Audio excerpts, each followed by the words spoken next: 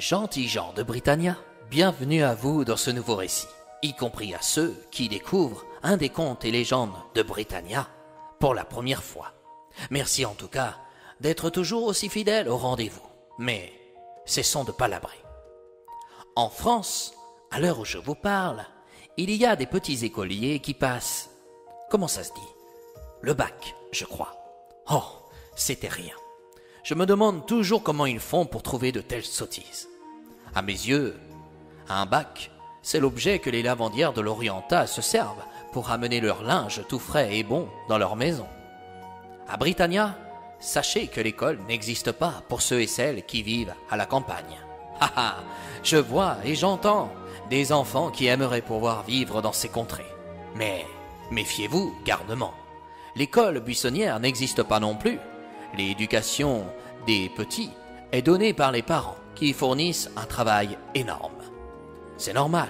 S'ils font des enfants, c'est pour s'en occuper et non pour les délaisser à vadrouiller dans la nature pour faire je ne sais quoi. Dès le plus jeune âge, les enfants travaillent pour participer aux tâches ménagères de la maison. Grâce à l'expérience de leurs parents, ils peuvent apprendre à soigner les vaches s'ils sont fermiers, prendre soin de la terre et cultiver un potager s'ils sont jardiniers, se soigner avec les plantes si l'un d'eux est rebouteux. Certes, vous l'avez certainement compris, l'école se fait dans la pratique de tous les jours, et lorsque les enfants arrivent à leurs 12 ans, un instituteur de Sorgicland se rend dans chaque famille pour savoir s'il peut passer un examen afin d'obtenir une inscription dans l'école des sorciers.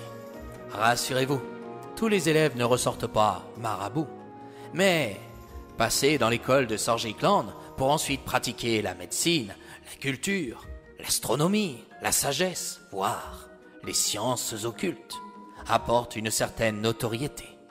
Et aujourd'hui, je vais vous conter l'histoire d'un jeune garçon qui se nomme Philo le Sage. Il porte bien son prénom, celui-là, car il est, comment dire, très philosophe. Philo n'est pas un garçon très méchant, car il savait être gentil et rendre service. De temps en temps, il lui arrivait de se laver les mains avant d'aller à table.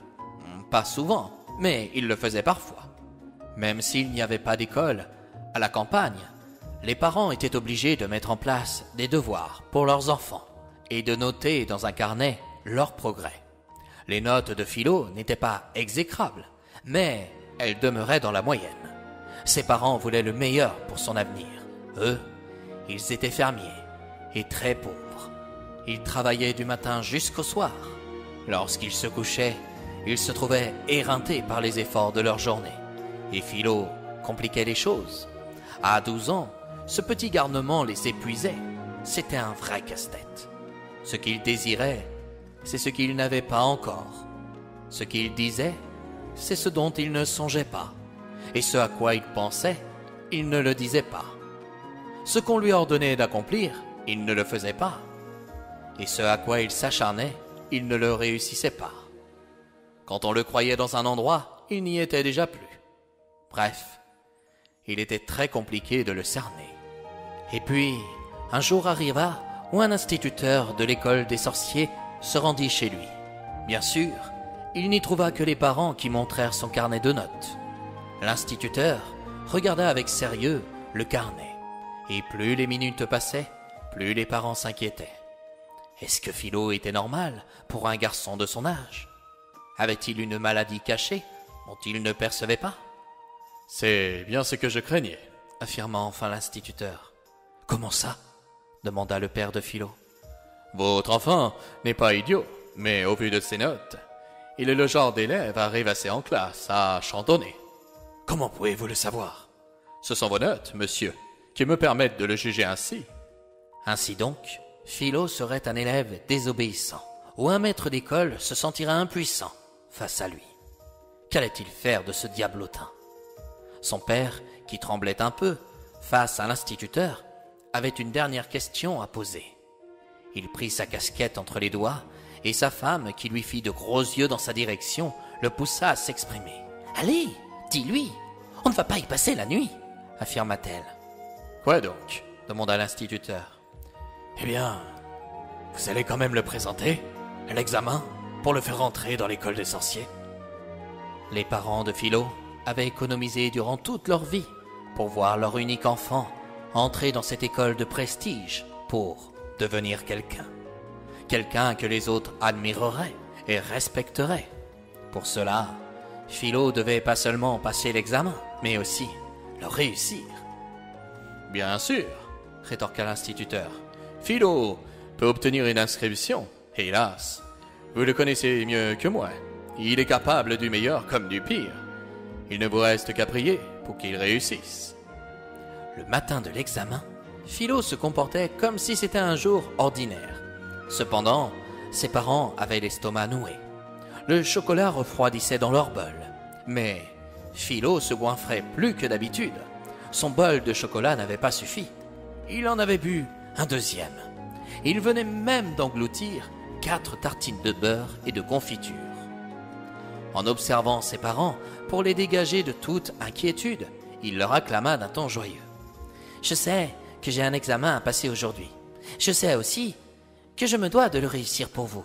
Alors, écoutez-moi. Je vais faire de mon mieux. Mais quelque chose me dit que ça se passera mal. » Une fois de plus, ses parents ne surent quoi lui répondre. Philo leur envoyait encore un message codé dont il ne possédait pas la clé. Désirait-il échouer? Était-ce le stress qui le poussait à parler ainsi? Voulait-il les rendre fous d'inquiétude? La tristesse se pointa sur leur visage. Et si Philo ne réussissait pas son examen, il faudrait alors oublier leur rêve principal, le voir devenir un monsieur. Faisant face à 3 instituteurs, Philo n'avait pas perdu de sa bonne humeur matinale. Ses parents se rongeaient les ongles. Ils avaient peur de l'échec. Lui, non. Il attendait les fameuses questions pour répondre. Et s'il ne trouvait pas les réponses, que dirait-il? Oh, vous savez, il n'en ferait pas une montagne. À ses yeux, il y a des choses plus importantes dans la vie. Quoi donc? Aller pêcher? Construire une cabane dans les bois comme de tendre des pièges à son voisin qui ne le supportait pas? Bref, il était là, face à 3 instituteurs en blouse blanche, assis de l'autre côté d'une longue table. L'un d'eux, un moustachu, qui était le président du jury, commença. « Monsieur le sage, pouvez-vous nous parler de géographie? » « Oh bien sûr, dit Philo, sans prendre la peine de réfléchir. La géographie, c'est très facile. Je sais, par exemple, que la maison de mes parents se situe face à celle de leurs voisins. » Voilà une réponse troublante, songea le président. La maison des voisins? Que peut-elle avoir comme rapport avec la géographie? Pourquoi n'est-il pas parlé de Vanna, des déserts de Scorpia, des sentiers de la mort ou bien des montagnes d'Aria? Philo observa les instituteurs penchés les uns sur les autres pour chuchoter. Il aurait donné n'importe quoi pour entendre leurs remarques. En se redressant, le président du jury continua. « Bien, poursuivons, mon garçon. Les questions que l'on te pose ne sont pas aussi simples que tu ne pourrais le penser. J'espère que tu t'en rends compte, enfin, que vous vous en rendez compte. Certes, continuons, jeune homme. Pouvez-vous nous parler de minéralogie? » « Oh oui, monsieur, continua Philo, sans tenir compte de la remarque. Vous voulez parler de la science des cailloux?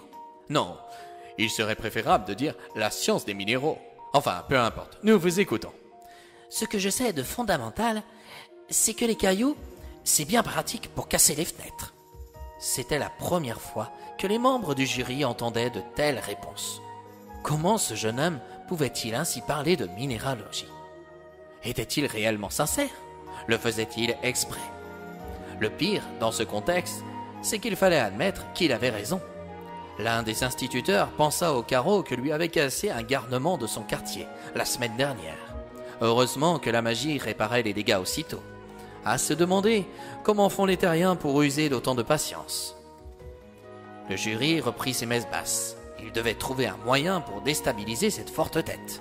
Était-il vraiment digne d'obtenir une inscription pour l'école des sorciers? Monsieur le sage, pouvez-vous nous parler d'astronomie? Avant que Philo n'ait eu le temps de répondre, il ajouta. Prenez votre temps. Ne parlez pas trop vite. Vous pourriez dire des choses que vous risqueriez de regretter. La réponse était déjà sur le bout de la langue de Philo. Pour ne pas contrarier ce moustachu, Il joua alors la comédie en faisant semblant de réfléchir. Il baissa la tête, plissa les sourcils, respira plus lentement. Curieux de ce silence, les instituteurs craignaient sa réponse et s'avançaient sur lui en se courbant. Qu'allait-il encore inventer? Philo releva sa tête. Aussitôt, le jury se redressa. Il comprit qu'il était temps de répondre. L'astronomie? Les étoiles, les planètes et tout ça? Oui, c'est ça, Se soulagea le président du jury. Moi, je sais qu'à la pleine lune, il faut sortir de chez soi et prendre un bain de pied. Comment? Lâcha le jury en chœur. Pouvez-vous répéter ce que vous venez de dire? Relança le moustachu. Mais oui, messieurs, vous n'êtes pas au courant. Prendre un bain de pied à la pleine lune est excellent pour les rhumatismes. Mon père le fait régulièrement. Philo s'interrogeait sur les connaissances de ses maîtres d'école. Apparemment, il ne comprenait rien à ses réponses. Il est étonnant de voir des gens si intelligents ignorer des choses si simples, songea-t-il. Au bout de quelques instants, les membres du jury se mirent à sourire. Philo supposa que les vents tournaient en sa faveur. Cependant, il se trompait. Le jury souriait, car il détenait la preuve que Philo était un mauvais candidat. Sa réponse pouvait passer pour la géographie ou la minéralogie. Mais pour l'astronomie, il n'y avait plus de doute. Ce garnement était un ignorant doublé d'un escroc, un bain de pied. Comment peut-on déclarer de telles sornettes? Pourtant, parmi les 3 instituteurs, il y en avait un qui souffrait de terribles rhumatismes. Il croyait avoir essayé tous les remèdes. Ce jeune homme lui donnait à nouveau de l'espoir. Il devait alors le remercier pour son savoir. C'est pourquoi il ajouta une dernière question sous la stupeur du président du jury. Et pour finir, pouvez-vous nous parler de philosophie? De philosophie? Se répéta Philo au fond de lui. Ils me prennent vraiment pour un idiot. Vivement que leur interrogatoire se termine, car ça commence à me lasser. Réfléchir, ça n'est pas mon problème, rétorqua Philo. La philosophie, ça ne s'apprend pas à l'école, de toute manière. Le président du jury, qui était à la fois en colère contre son collègue et contre Philo, se leva d'un bond de sa chaise et cria. Ça suffit. Vous nous faites perdre notre temps. Sortez d'ici tout de suite. Philo ne fut ni surpris ni déçu, car il s'attendait bien à ce que son examen se termine ainsi. Il salua chaque membre du jury, et lorsqu'il rentra chez lui, par le biais d'un portail magique, ses parents se précipitèrent dessus pour apprendre le résultat. J'ai fait de mon mieux, et ce que j'ai pu, mais ça n'a pas marché. Ils m'ont renvoyé. À l'instant où Philo dévoila cette terrible nouvelle à ses parents, le jury avait décidé de lui donner sa chance en lui permettant de s'inscrire dans l'école des sorciers. Pourquoi? Il était inacceptable de voir le président du jury perdre son sang-froid. Ce garçon avait tout de même, par ses réponses, fait preuve de bon sens. Elles étaient certes particulières, chacun en convenait, et celles concernant la philosophie les avaient perturbées. Philo avait fichtrement raison. La philosophie ne pouvait pas s'apprendre à l'école, c'est sûr. Finalement, Philo allait pouvoir rentrer à l'école des sorciers. Par ses réponses peu ordinaires, il révélait qu'il était un jeune sage. Et qui sait, peut-être que dans quelques années, on verra en lui un monsieur, comme le souhaitaient ses parents, mais un monsieur philosophe.